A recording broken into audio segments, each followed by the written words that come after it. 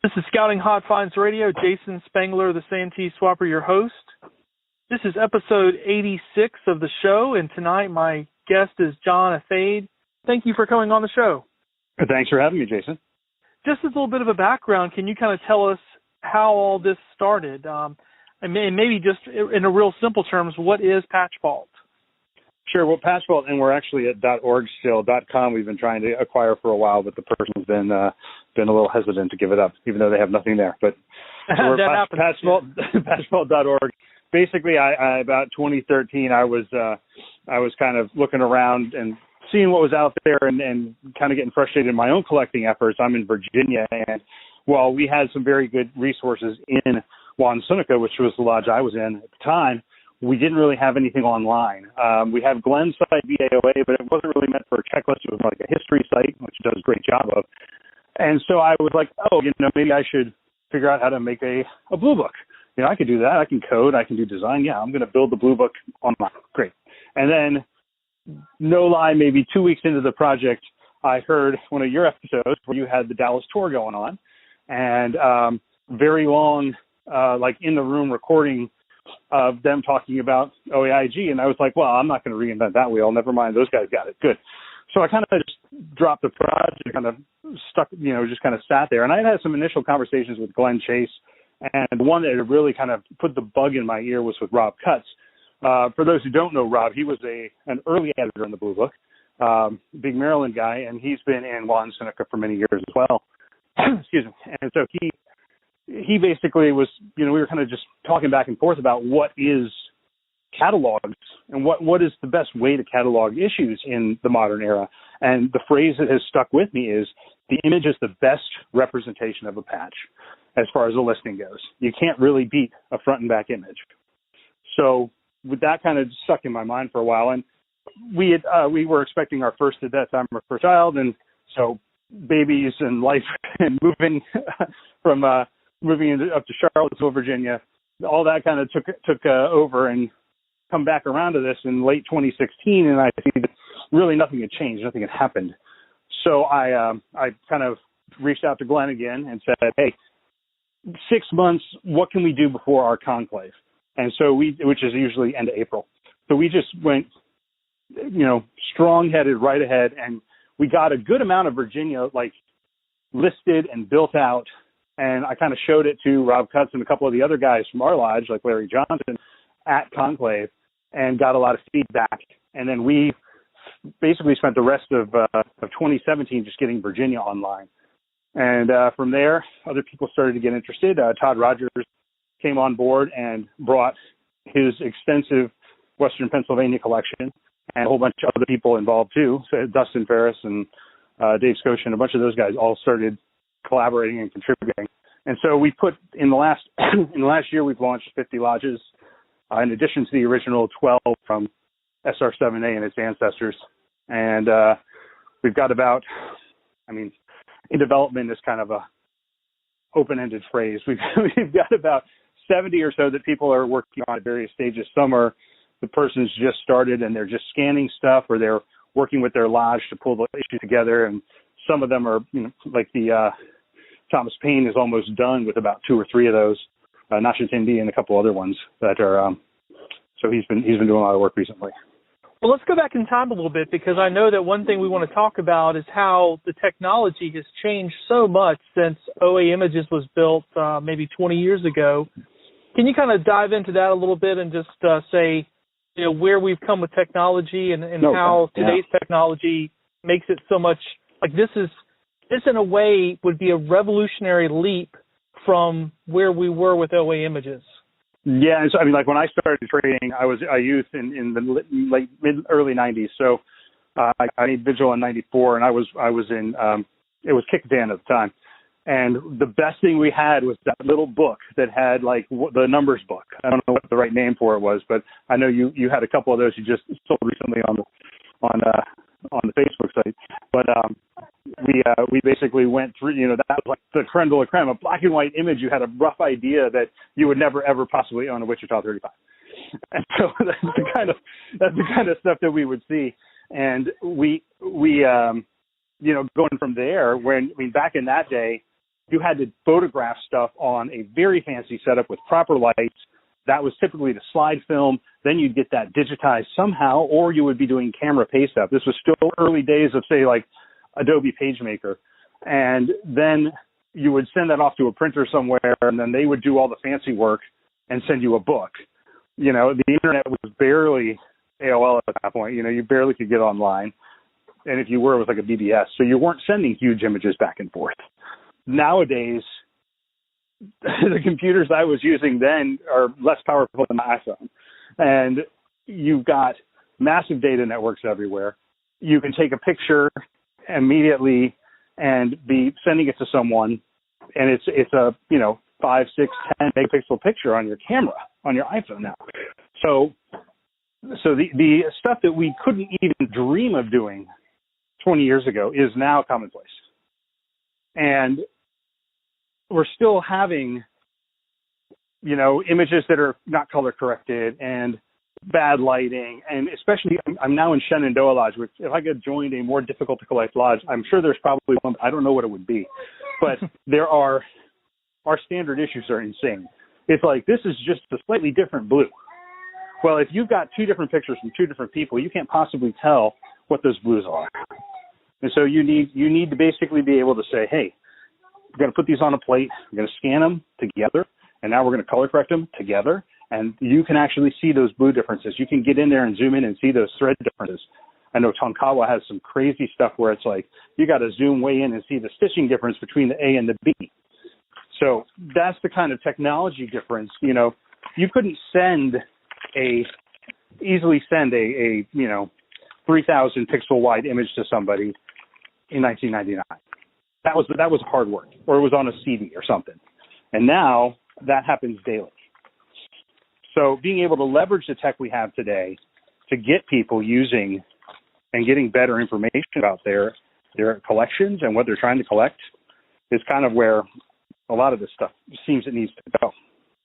Well, and a good example of that, I've spent the last 3 or 4 days using OA images to identify a Carolina OA collection. And I've gone through, every S, J, whatever, all through the alphabet, identifying these patches. And so, having looked at probably 300 images from that website, maybe more in the last couple of days, I can tell you there's a wide range of quality, lighting, everything you just described, because when that site was built, who knows what people were taking pictures with, and just the size consistency isn't there. And, switching from OE images, let me just also throw out that those of you who've been in the hobby for a while will know about Patch-L, which is an old-fashioned listserv. And back in those days when Patch-L was going, and even today I believe the rule is, they wouldn't allow you to send pictures. You couldn't attach pictures to an email because when it started, people's internet speeds were so slow that attaching pictures to an email would just sort of cripple some of the old computers that these guys were using. So it really has just, come so far in 20 years. It's a whole different technology now. Yeah, and if you think about, OA Images was groundbreaking too when it came out, because before that we had a one line of text that had a bunch of archaic acronyms, and that was it, right? So you're like, well, this is the black border, I think, is that, and so yeah, we're going to constantly evolve, and 20 years from now there'll probably be something that replaces this. Hopefully we'll be able to keep up with it, but who knows? Maybe they're going to have 3D lifelike feeling. Holograms of Flash or something.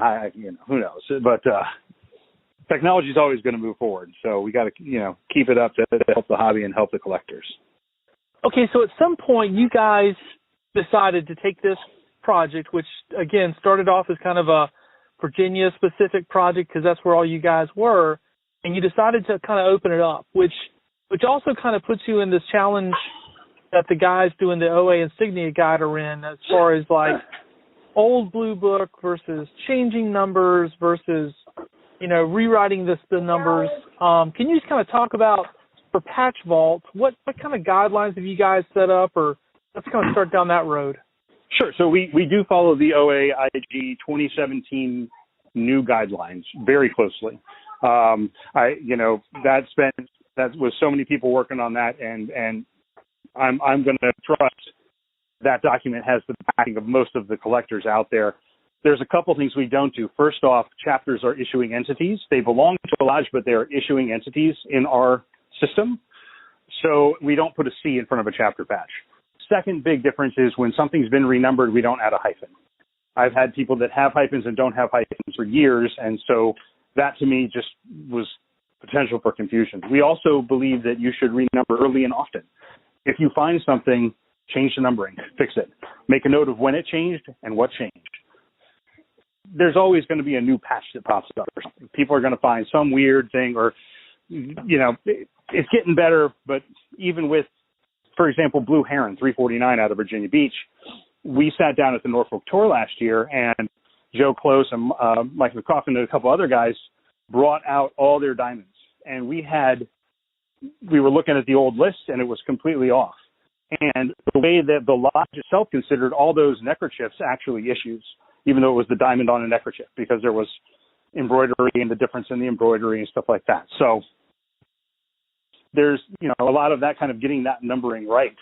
The other big difference is we kind of stripped down a lot of the attributions, all the little different things that people would put in the description. Instead of making those all checkable items, we kind of stuck with the original grouping on that. People want to add notes and things like that, they're welcome to, but didn't feel like having 100 different checkboxes made for a good editor experience. And I think the last thing is we took a lot of these things that were just notes and we tried to codify them in software. So issue shape, history and details, designer, front and back image, additional images, similar issues. All of these things are actually part of the software. And so instead of just making notes, these are all relationships in a database now. So you can do a lot. Once you start having that system built out, there's a lot of things you can build on top of that we haven't even gotten to.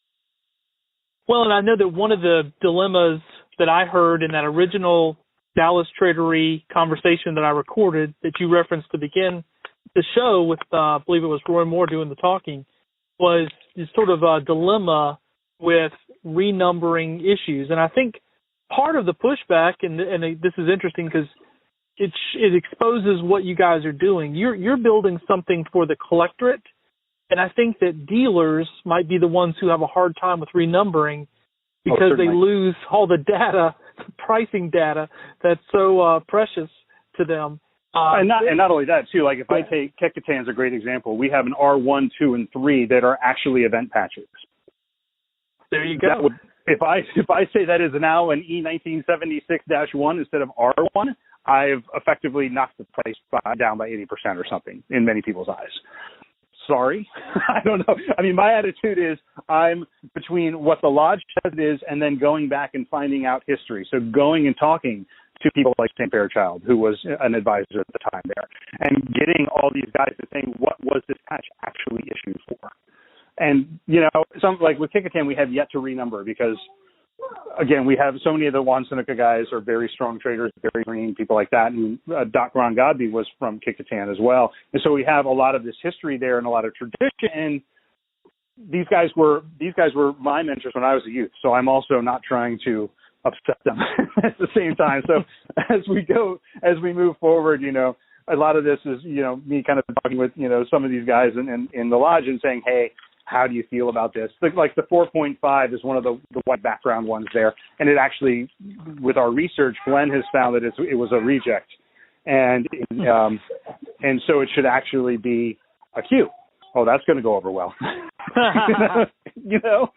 But like, yeah. And so taking the 4.5 to a Q issue would just, piss off a lot of people for no good reason, except, it's accurate. It was a lodge reject. They sent it back. But of course, in that day, a lot of those things that were sent back just eventually made it out to the trading pool. So,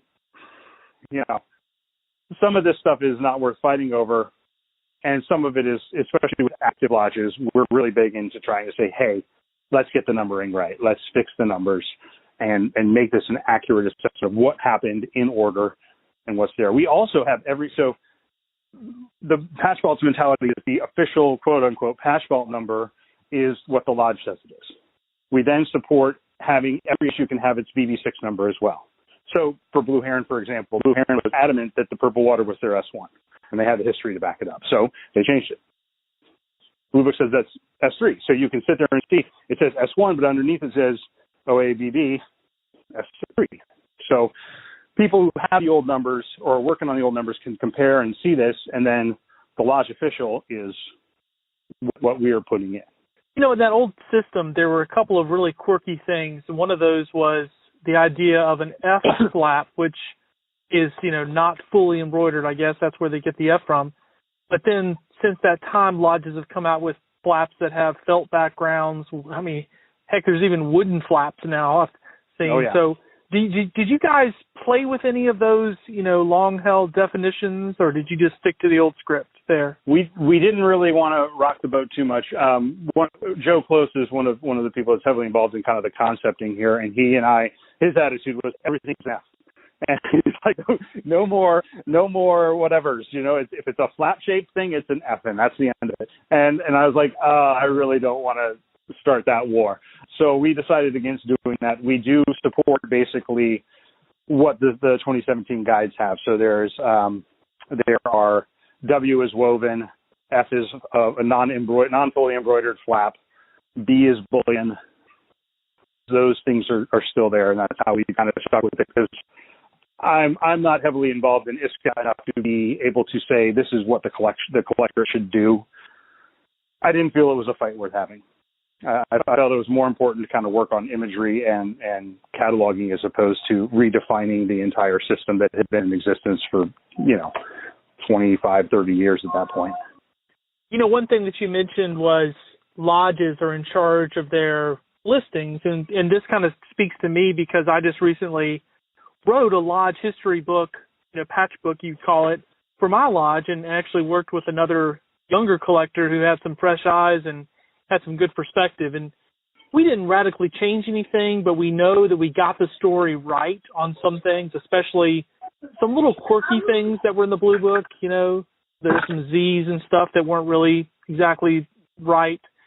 So I do feel like that's a real benefit that you guys are letting lodges, set the word straight and kind of be in charge. I'm sure that the original Blue Book, the way it was done with the national editors, regional editors, et cetera, all the bureaucracy, there was a real good reason for that, because it's what you're doing is probably a more muddied system, but I do appreciate the fact that people are going to be able to have some control over it. Yeah, and I mean, we have some lodges who are going to count things that other lodges don't, and so we support. One of the other things we have on the site is it's not insignia, it's memorabilia. So we are more than just insignia. So some of this stuff, this will change as the collector decides how it should work, but we kind of just have gone ahead and listed some things. Mugs, slides, pins is another one that we do. And I'm sure at some point those will creep their way into the revision of the 2017 guides, and we'll kind of look at it at that point and decide how much we're going to change.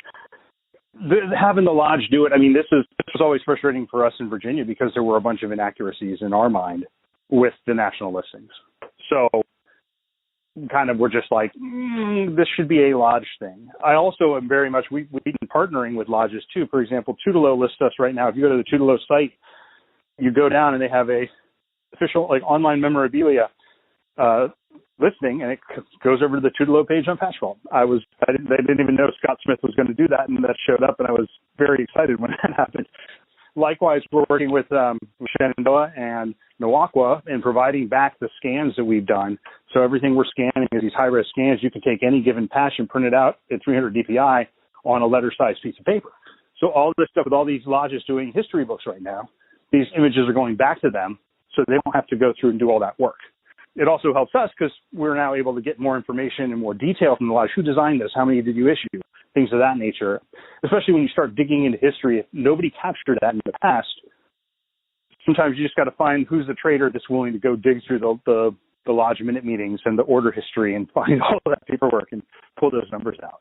But it really to me is I'm a big fan of local control, and maybe this is the libertarian in me, but I don't like somebody telling me what's wrong and what's right who's Not like I would not expect to go over and tell everyone in San Francisco what they can and can't do and what their listing should be.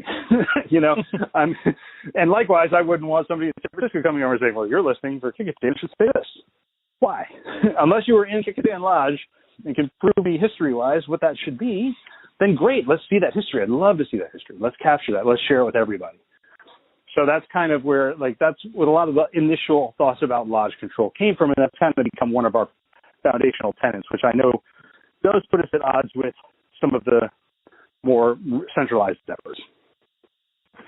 Well, two things on that. One is that a lodge that I collect, which its Blue Book listing from the beginning, 1996, was just awful, was Tomochichi Lodge in Savannah.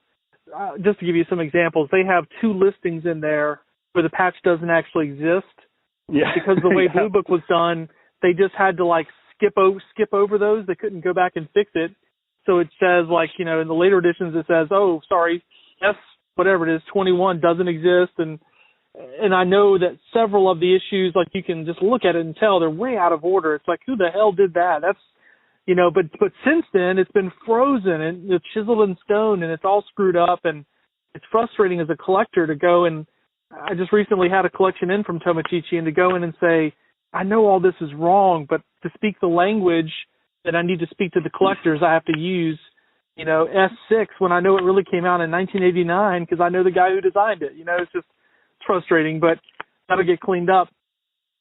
The other thing I wanted to mention, John, is that in some ways what Patch Vault does is it says identify the patch or the belcal or whatever it is by the image, not leaning as much on a typed up list.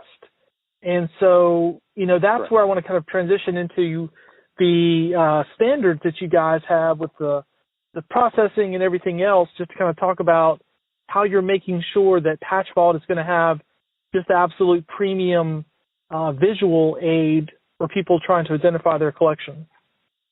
Right. And I think a lot of the stuff here came again from looking at what was out there and saying the image is the best representation of a patch, or best description of a patch, I think is the actual word that Rob used initially.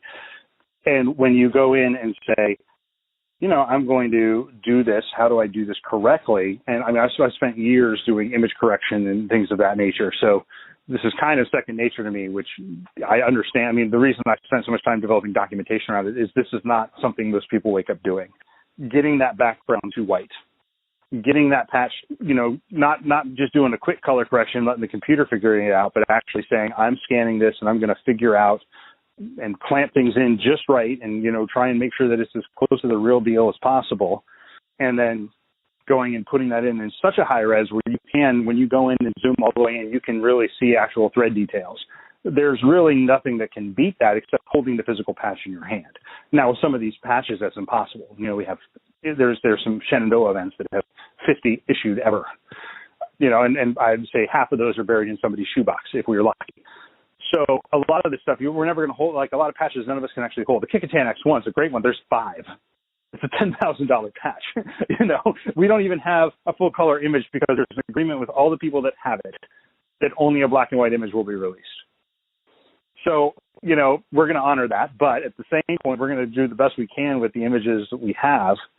And when any issue comes into our collections or comes into contact with us where if somebody's willing to let us scan it, we're going to scan it at high res, color correct it, knock out that background, and really try and make sure that everyone else can have a very good representation of that patch. That just seems to be the quality really is kind of like our driving tenet. I know it's easier to take a picture with the phone. I know it's a lot easier just to kind of find something on the web and tack it up there. But we already have sites that have these images that are okay. We already have people just sending stuff back with their phone. There's no high quality archival resource. All right, so let me give you an example. I've spent the last, as I mentioned, 3 or 4 days going through sorting and identifying a collection. As I've sorted it out, I've taken scans, and this collection has a very good representation of all of the South Carolina OA lodges, a little bit of Georgia, a little bit of North Carolina. Okay. If I was somebody who wanted to then share that with Patch Vault, what would the steps be? What else would I need? I'm going to have to go to some additional steps here that I would need to do to really make it where you guys would want it to be. Right. So just scanning it is awesome. Getting that first scan in, we recommend scanning at 600 DPI. And if you've got something that's super small, like a pin, even going higher. Most of the scanners on the market, even like the $100 ones, will do that. No problem. About 1,200 is where most of them cap out. And then the second step is I have a YouTube video that kind of walks through it. Ghost patches and white border patches are the bane of my existence when doing this, but those take a lot more hand work to knock out the background. But besides those, it's a pretty straightforward process, and I've gotten to the point where I can crank through them pretty quickly. Todd Rogers and Glenn have also been doing it. We've been able to train. At first, I was worried that this was just like a not tenable process when we first rolled this out. Todd was the first one to really kind of kick the tires heavily after Glenn and I, and then Dave Scotia did with Intico, and then we've got Jeff Jones just put up 3 lodges, and we've got some other people that have been working through it. And so we've identified some other question marks or pain points and been like, oh, okay, here's the thing. And this is also what's wonderful now is that you can get Photoshop for $10 a month. You don't have to go spend $500 on the license of Photoshop like we did 10 years ago. So this, from a cost perspective too, this has come way down. There's a couple other things we do. Our first thing we recommend with any editor is just get the listing in there. Get your numbers, get the listing, work it out with your lodge members, and then just add all the issues with no images. Just get that in there. Then you have your checklist of what you got to do too. Then start working through the images. If you can't do it, Todd, Glenn, and myself are all willing to help. We've had no one take us up on that offer, but we keep offering it. So, right. But there's a couple lodges where that we paired up with people like Delmont. Glenn did a lot of the editing for Rick Turner, and Todd did a whole bunch of the stuff for 57, I want to say, that he paired up. Neil Morton scanned everything and sent it over to Todd, and then Todd processed it. A lot of this stuff is just, we understand that people, just getting the scans is the number one thing. And that's, having the patch is the hardest thing. So that's kind of like the best bet. And we are willing to help people. I'm willing to, get on a phone call or get on a screen share with somebody and walk them through it. Or we can, just have that kind of handoff that happens too. It's scanning without any fancy buttons turned on. It's just scan it. Scan it high res, leave space around the patch. That's it. Don't have to do anything else. That's the bare minimum. Okay. So in my case, if I have, let's say, and I've got, these 200 or 300 patches scanned in, I don't have the back.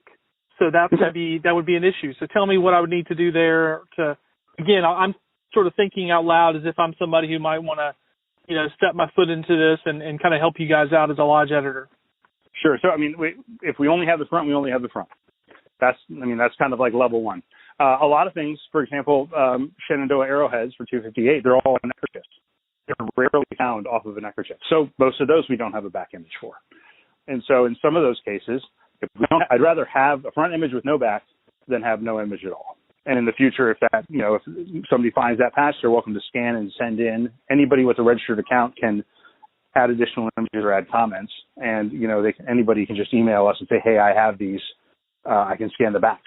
Great. Awesome. Go ahead and send them in, and we'll set up a Dropbox or something like that for them. But again, I'd rather, if you've got that lodge listing and you've only got the fronts, let's get it in there. And there's some things that you simply, like pins, things like that. We have a checkbox, don't show a missing back image. So for some of these items that don't have a back effectively, you can check that so it doesn't have that big question mark image there. Okay. And now, when someone was to, say, for example, sign up to be a lodge editor or whatever the term that you guys are using, do they create the listing from scratch, or is there like a legacy Blue Book listing there that they edit, or what does that look like? We are currently going for create it from scratch. And okay. The reason being is that because we've codified so much of the stuff into database objects as opposed to just text notes, it really does, it kind of takes a hand to go through and add those things. We have a video on how to do that too up on the YouTube there. It's not overly complex, and we've tried to make, there are certain things we've kind of, when the Blue Book is the same, you can click a checkbox and it duplicates the middle across. We try to make it as streamlined as we can, and I'm sure there's ways to improve it still. This is the wonderful thing about software as opposed to print. I'm a couple lines of code away from pushing something new, as opposed to saying, crap, I got to wait till I sell 500 books before I can fix that. So what are some features that people can look forward to that would make patchvault.org really a good resource for them? A lot of the stuff that is we've been focused on, besides the listings, is around collection management. So some of the stuff that's live today, you can go in and create your needs list. You can, whenever you add something to a collection that's in your needs list, it automatically takes it off your needs list for you. You can also, when you add multiple images or multiple issues in a collection, you can say, I'm going to set a holdback. Now you can set that holdback at the collection level and also at the item level. And a holdback is basically saying, I want to hold on to this many of this item. So also in probably I should get mental help. I'm trying to do 3 Shenandoah collections because I've got 2 boys that will probably eventually be there, and I figured might as well start it. Worst case, we sell it off. 1 is hard enough, so I don't know what I'm thinking, but I can set my holdback on that collection to 3. Anything I have over that automatically shows up on my dupes list. Now, for public view, that dupes list doesn't show quantities or anything like that. It just says that I have a duplicate of this. And then on my side, I can say, I have 7 of that. So it's helping me with inventory management too. I'm not doing any dealer kind of work like you guys are, but it helps me manage how much I have in inventory. Because I'll often, whenever I do it, I go to a conclave or something, I'll buy 20, something like that. And, I trade half of them and then the others go in the box and they come out the next year. Sometimes I've acquired stuff from my dad and my brother. I think I have 50 some of one collection where we all went to the same conclave. And it was just like, oh man, I don't know if I think I'll just start handing those out as like freebies or something. But that's some of the stuff that's live now. Eventually we're going to be working towards a couple other cool features. So find a trader for this feature. Like, I need this. Match me with anybody that's got it as a duplicate. Or as willing, you could even set a collection holdback to 0. So everything in the collection is up for trade. That's something you can do too. So that's one feature we're working on. Search for this in eBay. We've been working for a while trying to help and collaborate with Brett over there with his used to be it's what Boy Scout Patch Info now, and basically coming up with how do we do something that, because of the naming issues, right? And when is this an S6 or whatever, coming up with a way to attach the 7+ years of eBay data he has to listings. And so being able to, it's a lot of manual work, but we're kind of figuring that out right now. And that's going to be like a post 1.0 feature. So hopefully that'll be something we can get to in 2019. Another thing we're looking at is doing some stuff where you can basically print both placeholder cards or just document cards when you're doing your cataloging. So it would, like, being able to line stuff up to fit the best hobby pages stuff or any of the standard sizes. You could say, hey, print these out, and then you could just slide those cards in instead of having, we all have horrible handwriting. So instead of having to sit there and write on the card, you just slide the card in with the detail. How many people, I wonder, in this hobby have those old-fashioned Johnny cards that have Roger Ward's handwriting, where he would write out, just because that was his job at Brush Creek 20 years ago. He would write out every little, the name of the camp and the, district and everything else, and you just recognized that was Roger's handwriting. It was so obvious. But, yeah. I totally agree. My collection is organized where I have labels where it's, all fancy printed out, because I just want it to look nice and crisp, and I can play with the font if I want to or something. I hate having handwritten labels. It just looks not very professional. Yeah, especially the first time you do it, right? You've got you're looking at this stack of, hundreds of issues, and you're your hands cramping from writing the lodge name so many times. So yeah, figuring out a way to kind of help that kind of support for people. A lot of this stuff is I'm building these features for me, and I'm hoping other people also would like them, because these are pain points I hit. In software we call this dog fooding. It's eating your own dog food. It definitely is one of the things. Some of the other cool stuff is doing an e-commerce, compare this, 1 through N number of issues, to check off 4 or 5 issues. They compare and line them up next to each other with all the detail. See what are some of the other cool things to work on. Oh, flow for cleaning up your duplicates. Like, you just went to conclave and you were, slinging cloth all day, and you come back and you've scribbled down what you've got. Being able to really quickly update your inventory in Patchvault. That's, one thing I'm working on, because conclave last year was a little painful coming home, just because I was like, oh man, I got to count these out again. Sharing with social media, search for an issue in eBay. Where's some of the other? Setting up a workflow for people working on a numbers collection. I think that's going to be one of the bigger ones that's one of the bigger features we got to build. But a lot of people. What would that look like, John? So instead of just printing it out and checking it off, being able to go in and say, yes, I want to start a numbers collection. Okay, add check off the numbers you've got, and then you could start just as you're going. You could do it on your phone, or you could do it on the desktop. Be able to just say, yes, I need that. Yes, I have that. And again, the goal here is the more people that are using the site, we can start saying, hey, I'm looking for these 7 numbers. Boom. And then people could work into that. We've talked, but we haven't really worked out the ideas that dealers could be able to work in Patch Vault and as a separate kind of account. So a dealer could come in and say, hey, I've got 4 of your needs lists. Are you interested? Some kind of collaboration that way. The goal here at the end of the day is everyone's trying to check off a list. So if we can help facilitate that, we're not going to do any kind of selling. We're not taking money for people. We're just connecting people. That's all we want to do. I have no interest in going down that rabbit hole of monetization. Right. Yeah. Some of the stuff we've actually tried to set up the terms of service that is I don't own these images. Original people, the people that provide the images own the images. I wanted to make sure that there was never some huge carrot where somebody could come in and say, we'd love to give you all this money for Patch Vault. I can basically say, I don't have anything. I have software. That's all I've got. I have no data. And you have plans, I see, for CSPs and camps and other things. Can you elaborate on that? Sure. So Todd Rogers right now is actually, we've been talking with a couple of the guys that were involved with Camp Images. Camps is one of those weird ones because there's not good. OA's got such good guidelines. Guidelines are great because that's like a beta for software. Camps is kind of a free-for-all. So Todd's trying to help find a way that we can say, this is how we're going to codify Camp Images and get the people who are heavily involved in Camp Images to say, I like that. I'm willing to work with that. And then we can turn that into software. CSP is probably the next thing we'll tackle just because of all the things, it is probably closest to OA as far as having good quality detail. And then sections, we've been talking with OA sections on and off briefly. I don't want to recreate that data. He's got amazing data. And he's a real resource there. And so finding out a way to collaborate with him to bring in that section data and really use it mostly for saying this lodge was part of this section as opposed to trying to get into recreating all the history stuff.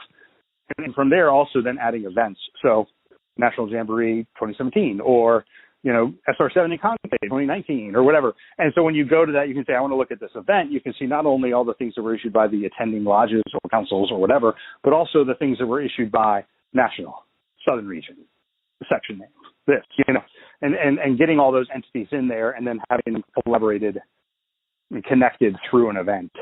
That's another, because we know there's a couple collectors I know that collect specifically the Conclave kind of thing. They want every patch for Conclave, but they don't care about everything else. Those are some of the big, they're on the horizon features. Yeah, well, and it kind of goes to show that, again, because 20 years later, cloud storage is like infinitely cheaper. Oh, yeah. So, back in the day, they probably used to charge us by the megabyte or something. I can't quite remember. They did. But that was expensive. So now you're basically saying, hell, give me a 600 DPI scan of every patch ever made, and we'll put it on this site. That's pretty ambitious. Yeah, and yes, it's ambitious, and I know there's some people that are frustrated with that, and think we're ludicrous, and that's okay. I don't want to just have an image. I want to have the right image, and it's kind of a weird. I can't afford to collect all those patches, right? But I can get scans of all those patches, and I can kind of virtually collect that thing, right? So there's kind of a fun. It's kind of the same bug of me collecting the physical patch is kind of the same thing that drives me to collect the digital scan. It has a very similar kind of drive, and so that's kind of where it's at. But I think that's the storage. We're using S3, we're using CloudFront, which is a content delivery network.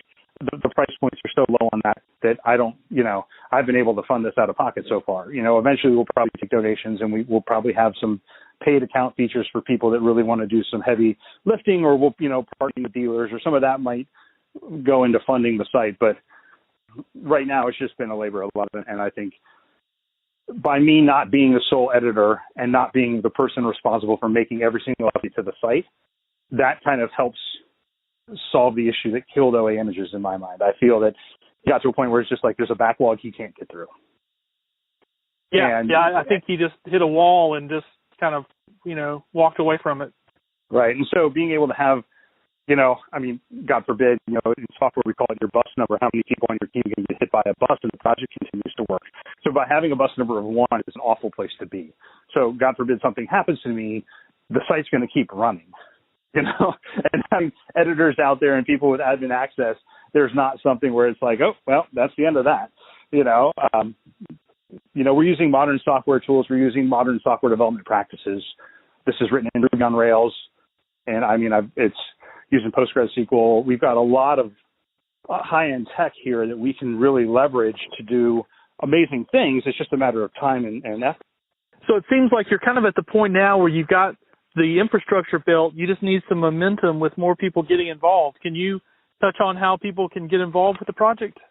Sure. There's a couple of things. One, if somebody doesn't really do collections or stuff, we just need some data editors too.